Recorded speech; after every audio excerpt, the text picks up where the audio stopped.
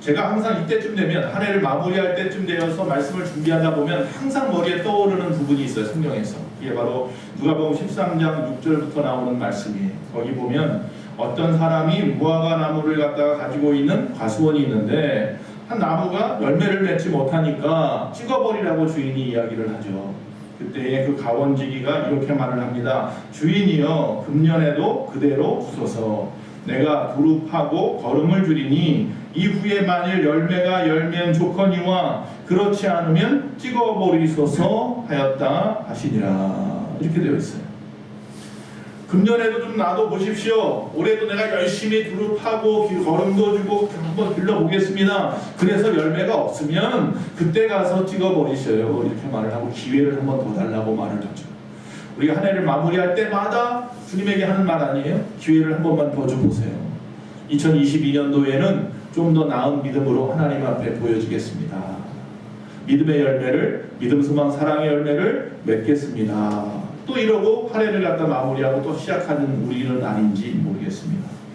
아버지 하나님 은혜 가운데 살아온 우리는 이 그리스도인들은 이 기독교 역사관으로 살아갑니다. 맞습니까? 기독교 역사가 신본주의로 삽니다. 즉 주님이 오실 때까지 하나님의 운행하심과 하나님의 주권적인 섭리가 이 땅에 가득하다는 것을 믿고 계속해서 주님이 오실 때까지 그 역사관 안에서 살아가는 것이 우리 인생들이라는 것입니다. 자, 주님이 오실 때까지 계속된다. 기독교의 역사관은 주님이 오실 때까지 계속 섭리하시고 그 가운데 있다. 그 이야기는 다른 말로 말하면 좀 우리가 인내를 합시다. 주님 오실 때까지 참아냅시다. 그때까지 끝까지 믿음 지킵시다. 이런 의미도 있지만 또 다른 말로 말하면 아직 우리에게 뭐가 있다? 기회가 있습니다. 아직 주님이 이 땅에 오지 않았으니, 다시 오시지 않으셨으니 아직 기회가 있을 때 지금 다시 시작합시다. 그 이야기를 하는 것입니다. 오늘 본문의 6절에 보니까 이렇게 말씀합니다. 너희 안에서 착한 일을 시작하신 이가 그리스도 예수의 날까지 이루실 줄을 우리는 확신하노라. 아멘.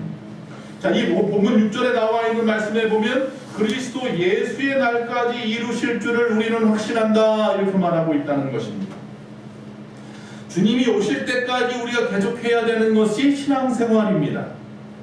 이제 새해를 준비하면서 많은 것들을 우리가 또 다짐을 해야 되는데 오늘은 그래서 주님이 오시는 날까지 우리가 해야 되는 것 세 가지를 말씀을 드리려고 합니다. 첫째는 뭐냐 하면 우리의 삶의 결과에 대해서 감사하고 찬양하라라는 것입니다. 우리의 삶의 결과에 대해서 감사하고 찬양하라. 다시 말씀을 드리면 이미 삶의 결과가 나타났어요. 2021년도 그렇죠? 2021년도 살아온 날들을 돌아보면서 후회하지 말고 껄껄하지 말고 또 안타까워만 하지 말고 도리어 그 안에서 뭘 찾아요? 감사할 내용들을 찾으시고 그리고 그 안에서 뭐예요? 하나님을 찬양하는 우리의 삶이 믿음의 사람들, 신앙생활하는 사람들의 모습인 거예요. 지난 시간을 돌아보면 코로나로 인해서 시련과 고통이 개인이나 국가나 온 전 세계에 두루 퍼져 있었습니다. 그러나 그 결과에 대해서까지라도 우리는 뭐하라? 감사하고 찬양하고 아멘할 수 있어야 한다는 것입니다. 지금까지 살아온 하루하루가 내 능력이거나 우연이 아니라 하나님의 간섭하심 속에서 하나님께서 이루신 일들이기 때문에 그 모든 순간순간에 다 뭐예요? 뜻이 있고 이유가 있어서 우리는 그저 그 안에서 그렇게 행하신 하나님을 감사하고 찬양하면 됩니다. 이 모든 일을 이루신 분도 누구다? 하나님. 그래서 이 모든 일들은 기적인 거예요. 하루하루가 다 우리는 기적인 줄로 믿습니다. 유명한 독일의 신학자가 있어요. 저도 신학교 다닐 때 이분의 그 학문을 배우면서 많이 힘들어했던 부분이 있어요. 폴 틸리라고 하는 사람인데 이 폴 틸리라고 하는 사람이 2차 세계대전 당시에 연합군의 폭격으로 인해서 독일의 베를린과 함부르크 시내가 완전히 다 초토화되었을 때 이 함부르크에 있었어요. 그런데 그 함부르크에서 폭격을 맞아서 남편을 잃고 한 곳에서 망연자실한 것처럼 앉아있는 한 노부인을 만났어요. 그분의 손에는 모자가 하나 들려 있었어요. 그래서 물어봤어요. 이 신학자가 무슨 일이 있었습니까? 내 남편이 어제 폭격에 죽었습니다. 이것은 남편의 뭐예요? 모자입니다. 시신도 못 찾았고 어제까지 쓰고 있었던 이 모자만 하나 주셨습니다. 우리 같았으면 막 분노할 것이고 우리 같았으면 처참해서 그냥 울고 아무 생각 없었을 텐데, 그런데 이 노 부인이 이렇게 말을 합니다. 그러나 나는 그저께, 어제 남편을 잃었는데 그저께 사랑하는 남편과 교회에 나가서 같이 예배했습니다. 얼마나 감사한지 모릅니다. 여러분, 지나간 한 해를 돌이켜볼 때에 감사할 것뿐입니다 라고 하는 자세가 참된 그리스도인들의 모습입니다. 오늘 이 시간 바로 그런 분이어야 됩니다. 그럴 때 비로소 우리에게 소망의 문이 열릴 줄로 믿습니다. 감사할 줄 아는 사람들은 어떤 상황 가운데서라도 아주 망연자실 풀이주고 있는 것이 아니라 생동감이 넘치는 줄로 믿습니다. 감사하는 사람은 그렇기 때문에 내일에 대한 소망이 없는 것이 아니라 내일에 대한 소망의 문이 열려있기 때문에 가능성으로 살아가는 사람들인 줄로 믿습니다. 잠언서 17장 22절에 말합니다. 마음의 즐거움은 양약이라도 심령의 근심은 뼈를 마르게 하느니라. 맞습니까?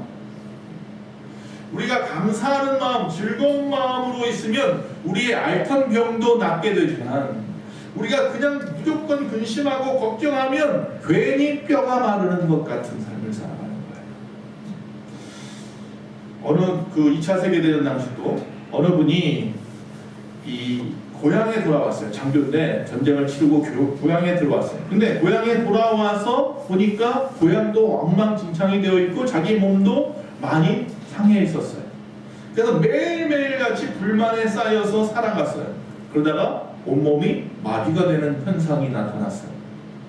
병의 원인을 찾지 못했습니다. 의사가 처방을 합니다. 당신 병은 한 가지밖에 방법이 없습니다. 매일같이 하루에 만나는 사람들에게 감사하다고 말하십시오. 모든 상황에서 감사하다고 말하십시오. 그는 하루에 수십 번, 수백 차례 이거 돈 드는 것도 아니니까 감사합니다, 감사합니다 하면서 살았어요. 며칠이 지나도 그런데 몸이 낫지를 않아요. 마비된 것이 풀리지를 않는 거예요. 그러던 어느 날 아들이 그에게 과일을 하나 건네주었어요. 그때도 무심코 아들에게 감사합니다 라고 했어요. 그러면서 자기도 모르게 머릿속으로 손을 내미는 생각을 했는데 아니나 다를까 손이 쭉 뻗어지더라는 거예요. 그러면서 아들이 건네준 과일을 잡게 되었어요. 그러면서 몸의 마비가 완전히 풀렸다고 합니다.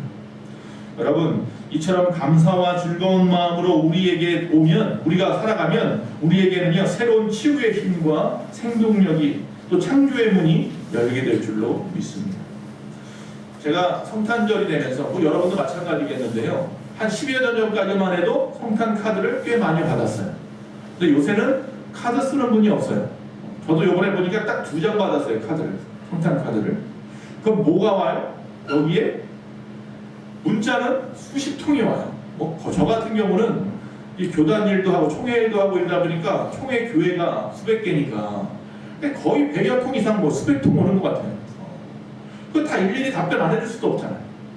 안 해주면 또 교만하다 그럴 것 같아가지고 노회장이 되더니 총회 서기가 되더니 막 이러면 교만하다 그럴 것 같아서 또 일일이 다 답장을 해줘요.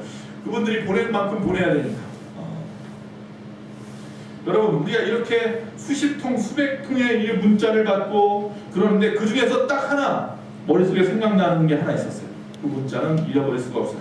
뭐냐면 이렇게 써 있었어요. 늘 말씀으로 용기를 주셔서 감사합니다. 새해에도 기대합니다. 할렐루야. 목사에게 이만큼 용기되는 말씀이 없었어요. 그래서 이 말씀을 딱 받는 순간, 늘 말씀으로 용기를 주셔서 감사합니다, 새해에도 기대합니다, 기대됩니다, 이 말씀을 딱 받는 순간에 그때 드는 마음이 뭐냐면 새로운 책임감이 드는 거예요. 목사로서.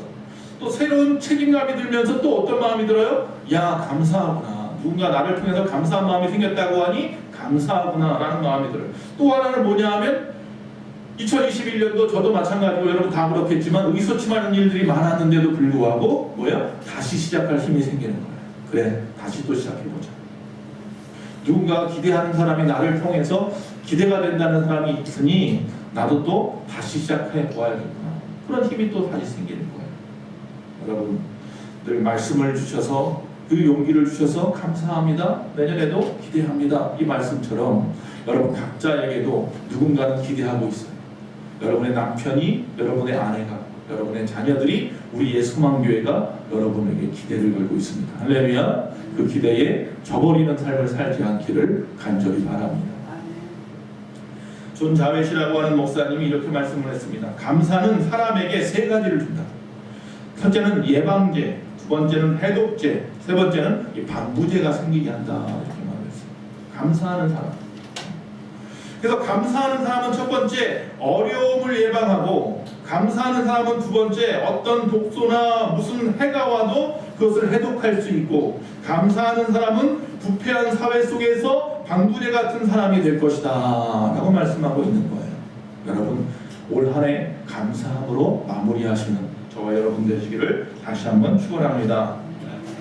아무리 고통과 어려움과 실패가 먼저 생각나고 더 많았더라도 오늘 이 시간 무조건이라도 억지로라도 하나님 감사합니다 라고 입 밖으로 고백할 수 있기를 바랍니다. 한번 해봅시다. 시작. 하나님 감사합니다. 할렐루야.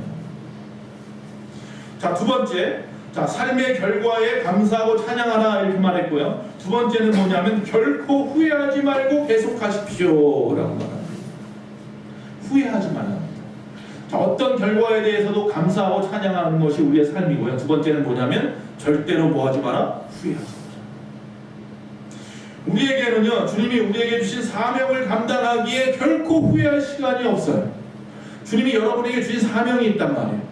여러분의 그 가정과 환경, 여러분의 사업장과 직장, 여러분의 생활 터전에서 하나님이 주신 그 사명이 있어요. 우리의 소망교회를 통해서 여러분에게 주신 사명이 하나님께서 있단 말이에요. 그 사명을 이루기 위해서 우리가 열심히 신앙생활하고 충성하고 헌신하며 살기에도 바쁜데 무슨 후회할 시간이 있겠느냐는 거예요. 맞습니까? 그래야 됩니다. 우리는 이제 새로운 1년을 준비하면서 아쉬움도 있지만 잊어야 합니다. 슬픔도, 실수한 것도, 잘못한 것도 있지만 잊어야 합니다. 자, 성경에는요 끊임없이 우리에게 기억하라 라고 말합니다. 근데 기억하라는 말씀만 있는 게 아니에요. 항상 기억하라는 말씀이 있으면 항상 뭐가 따라와요? 잊어버리라 라는 말씀도 따라간다는 거예요. 기억해야 할 것도 있지만 잊어버려야 할 것은 잊어버릴 줄도 알아야 돼요. 그게 하나님의 은혜예요. 위대한 사람은 과거에 얽매이지 않습니다. 잊어야 할 것을 잊을 수 있는 사람이 위대한 사람이 되는 겁니다. 사탄 마귀는요 끊임없이 우리의 과거의 실수를 자꾸만 이야기해서 드러냅니다. 끊임없이 들춰내고 생각나게 해서 회의하고 낙담하게 하고 쓰러지게 하는 겁니다. 그래서 우리가 잊어야 할 것을 잊지 못한다면 하나님 앞에 기도하십시오. 잊어버리게 하여 주십시오. 2021년도 우리의 모든 아픔, 우리의 실수 잘못한 것들 잊어버리게 해 주십시오. 인간이 만든 많은 발명품 중에서 위대한 것이 하나 있습니다. 뭐가 위대할까요? 지우개랍니다. 지우개. 우리는 하나님이 아니기 때문에 실수할 수 있습니다. 그래서 우리 안에는요 실수할 수 있다는 마음과 그러나 이 실수를 지워버릴 수도 있다는 생각을 가지고 있어요. 그래서 이 두 가지를 받아들여야 해요. 나는 인간이기 때문에 연약해서요 저도 수없이 실수합니다. 말로 실수하고 행동으로 실수하고 표정으로 실수합니다. 그런 모든 실수할 수 있다는 것을 스스로 받아들이고요. 그러나 그것을 갖다가 어떻게 할 수 있다? 지워버릴 수 있다는 마음으로 살아요. 지워버려야 돼요. 내 뜻대로 되지 않는 것이 많이 있습니다. 뭐 물질의 문제나 우리의 능력의 한계라든지 아니면 우리의 모든 삶의 모든 모습들 속에서 내 뜻대로 다 되던가요? 그렇지 않죠. 내 뜻대로 다 된다고 하면 여기는 매일같이 로또 복권에 1등 맞아야 될 사람들이에요. 우리가 다 내 뜻대로 될 줄 알고 로또 복권을 사지만 1등 하는 사람은 한 사람, 두 사람밖에 없단 말이죠. 내 뜻대로 안 되는 것이 오히려 더 많아요. 그러나 우리는요 기도할 수 있기 때문에 그래도 뭐예요? 희망을 가지고 살아야 되는 거예요. 내 뜻대로 안 되는 것이 많은 것을 알지만 그러나 우리는 하나님 앞에 기도할 수 있기 때문에 하나님의 뜻대로는 될 줄로 믿어야 될 줄로 믿습니다. 내 뜻대로는 안 돼도 누구 뜻대로 된다? 하나님 뜻대로는 되는 겁니다. 로또 복권이 1등이 당첨되는 것은 내 뜻이지만 내 뜻대로는 안 돼도 꼴등이 나와도 그건 뭐예요? 하나님의 뜻대로 된 겁니다. 할렐루야. 그걸 믿고 어떻게 하는 거예요? 기도하는 거예요. 여러분 그래서요 후회하지 말고 회개하십시오. 뭐 하지 말고 뭐 하라고요? 후회하지 말고 회개하십시오. 이전에 일들 속에서 실수했던 것, 잘못했던 것들, 정말 부끄러웠던 것들이 생각나거든 후회하지 말고 그 자리에서 뭐 하면 돼요? 회개하시면 그 이전 것은 어떻게 돼요? 잊어집니다. 이게 끊임없이 후회만 하고 있으니까 그 이전 것이 계속 나를 갖다가 마귀가 아까 말했잖아요. 묶어버려요. 끊임없이 나를 넘어뜨리고 발목을 꽉 잡아서 한 발짝도 다음으로 나가지 못하게 한다는 거예요.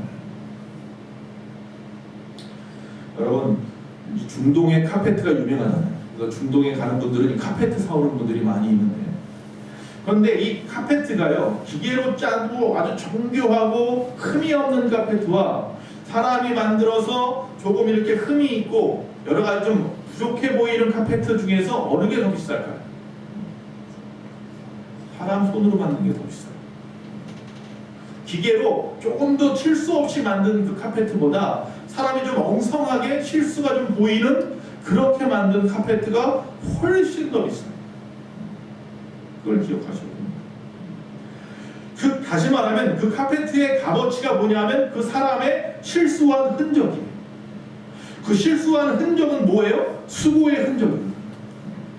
그 수고를 얼마나 더 들였느냐에 따라서 카페트의 값어치가 달라지는 거예요. 오늘날 우리에게도 흠이 많이 있습니다. 실수가 많이 있습니다. 사실 그것 때문에 우리는 감사해야 돼요. 그것 때문에 내가 내 자신의 연약함을 알게 되고요. 그것 때문에 내가 겸손해질 수 있거든요. 아닙니까? 만약에 내가 흠이 한 번도 없어요. 실수도 안 하는 사람이에요. 그럼 나는 절대 겸손함을 모를 겁니다. 끊임없이 교만할 겁니다. 자기 잘난 줄 알 겁니다. 하나님도 믿으려 하지 않을 겁니다. 내가 하나님인데. 아브라함도 실수가 있었기 때문에 겸손해졌고 그래서 하나님이 쓰십니다. 모세도 바울도 베드로도 삼손도 다윗도 성경에 보면 수많은 실수투성이에요. 이렇게 실수가 많을 수 있을까 싶을 정도로 실수합니다. 그러나 그들을 하나님이 쓰시는 이유는 거기에 후회만 하고 있는 게 아니라 뭐예요? 회개한 사람들. 회개하고 이전 것은 잊어버리고 새롭게 시작하는 사람들이기 때문에, 그럴 수 있는 사람들이기 때문에 하나님이 쓰시는 거예요. 오히려 우리는 실수를 했어도 다시 회개하고 우리 또 연약함을 깨닫고 겸손해지고 그러면 어떻게 해요? 그분을 찾게 되고, 그렇기 때문에 그분이 우리를 들어서 쓰신다는 사실입니다. 실수 없는 인생은 없습니다. 다만 인정하고 겸손해지고 다시 시작하느냐, 아니면 그 실수의 시리에 빠져서 나는 안 돼 스스로 포기하는 인생이냐의 차이입니다. 누구나 다 연약합니다. 나만 연약한 거 아니에요. 나만 부족하고 모자라는 거 아니에요. 다 부족하고 모자랍니다. 그 안에서 어떤 사람은 머물러 있는 사람이고 어떤 사람은 그것을 벗어나려고 노력하느냐의 차이입니다. 자, 세 번째, 삶의 결과에 대해서 감사하고 찬양하라고 했습니다. 두 번째, 후회하지 말라고 했습니다. 세 번째, 미래를 향해서 전진하는 믿음이 있어야 된다. 다른 말로 말하면 믿음으로 도약해야 된다. 우리의 미래의 삶에 있어서 중요한 것은요, 지금까지 어떤 눈에 보이는 어떤 물질이나 환경이나 수확한 것들, 보여지는 결과물도 중요하지만 우리에게 정말로 미래의 삶에서 중요한 건 뭐냐면 우리에게 지금까지 살면서 얻어졌던 경험들이에요. 물질이 쌓이는 것도 좋습니다. 내가 스펙이 쌓이는 것도 다 좋은데 경험이 쌓이는 것이 정말로 귀한 거예요. 이게 미래의 삶을 갖다 보자는 거죠. 하다못해 여러분 편의점에서 알바생을 뽑을 때에도요, 뭘부터 뽑냐면 유경험자를 먼저 뽑죠. 그 사람이 부잣집 아들인지 돈 많은 아이인지 그거 보고 뽑지 않습니다. 이 아이가 착실한지, 이 아이가 경험은 있는지, 아이라고 해서 죄송한데, 그러고 알바생을 뽑는 거예요. 그곳에서 자격 요건이 무엇인지 우리 다시 한번 생각해보면 경험이에요. 경험. 미래는요, 우리가 지금까지 쌓아놓은 앞으로 쌓아갈 경험 가지고 살아가는 거예요. 그러니 없다 하지 마시고 오늘부터 다시 믿음으로 전진해 나가십시오. 경험을 쌓는 일에 열심을 표해야 됩니다. 시작이 반이라고 했습니다. 무엇이든지 시작한 사람은 포기하지 않는 한 절대로 실패하지 않습니다. 이미 시작이라고 하는 두려움을 이겨냈기 때문에 끝까지 가볼 만한 용기와 경험이 생긴 사람이기 때문입니다. 시작도 못하고 주저주저하거나 인생을 허비하고만 있는 사람이 있어요. 다시 말하면 앞으로 내가 무슨 일을 해야 되는데 자신이 없으니까, 경험이 없으니까, 겁부터 나니까 두려워서 그거 못하고 다른 일로 회피하고 있어요. 스스로 자신의 인생을 부인하면서 살아가는 사람들이 있어요. 그러다 보면 골방에 갇혀요. 그러다 보면 내 생각에 갇혀버려요. 그러다 보면 병이 나고요. 그러다 보면 인격이 바뀌고요. 내 성격이 바뀌고요. 삶이 무너져요. 그러면 안 됩니다. 시행착오가 있더라도요, 오히려 경험이 쌓이는, 경험을 축적한다고 생각하시고 믿음으로 도약해가는 저와 여러분 되시기를 바랍니다. 믿음으로 도약한다는 말, 즉 다시 말하면요, 세상에는요 증명할 수 있는 것도 있어요. 그러나 증명되지 않는 것도 있어요. 그 사이에 틈이 있는데 그게 바로 믿음으로 증명 안 되는 것까지도 믿어지는 그 역사, 즉 도약의 역사가 이루어지는 거예요. 물질과 영적인 사회, 이 세계 사이의 틈, 지식과 신비의 틈, 죄와 용서의 틈, 삶과 죽음의 틈, 시간과 영혼의 틈, 그 틈을 갖다 뭐로 메꾼다? 믿음으로 메꾸는 거예요. 믿음으로 도약하는 거예요. 자, 이게 무슨 말이냐면, 여러분, 저는 야곱을 참 좋아하는데, 자, 야곱을 보면 그 형을 속였어요. 그리고 도망자 신세가 됐어요. 베델까지 도망가다가 지쳐서 잠이 들었을 때 그가 환상 가운데 하늘과 땅 사이에 사다리가 놓이고 그 사다리 천사가 오르락내리락하는 꿈을 꿨어요. 그러면서 하늘에서 소리가 들립니다. 뭐라고 들리냐면 네가 어디로 가든지 내가 너와 함께 한다는 말을 들었어요. 그 말을 딱 듣는 순간에 야곱이 물을 딱 치고 일어나서 하나님 앞에 회개하고 눈물 흘리면서 기도하고 자기가 배고자던 그 베개를 팔았던 그 돌을 갖다 모아서 제단을 쌓고 하나님 앞에 제사를 지냈어요. 그리고 그곳의 이름을 갖다 뭐라 지었어요? 베델이라 지었어요. 무슨 뜻이에요? 하나님의 집이라는 뜻이에요. 그리고 뭐라고 약속을 해요? 내가 지금은 비록 형을 피해서 저 도망을 해서 라반 외삼촌 집까지 도망가지만 나중에 반드시 다시 돌아와서 이곳에서 다시 하나님 앞에 제사를 지내겠습니다. 내가 하나님의 사람임을 잊지 않기 위해서 지금부터 나와 내 모든 가족들, 나 이후의 모든 자손들은 하나님 앞에 10의 1조를 올려드리겠습니다. 그렇게 약속을 했어요. 여러분, 이 야곱이 하나님 앞에서 갑자기 사람이 바뀌었어요. 남을 속이고 욕심내고 이러던 사람이 갑자기 하나님의 사람으로 바뀌었어요. 다시 말하면 그의 믿음이 한 단계 도약되었어요. 그건 뭐예요? 하나님이 나와 함께한다는 그 말 한마디 때문이었어요. 나 혼자인 줄 알았어요. 내 꾀로 내 능력으로 살아야 되는 인생인 줄 알았어요. 그런데 알고 봤더니 이 모든 순간순간 누가 함께하고 있었다는 거예요? 하나님이 함께하고 있었구나. 그 순간이 바로 야곱에게는 믿음의 도약의 순간이었던 거죠.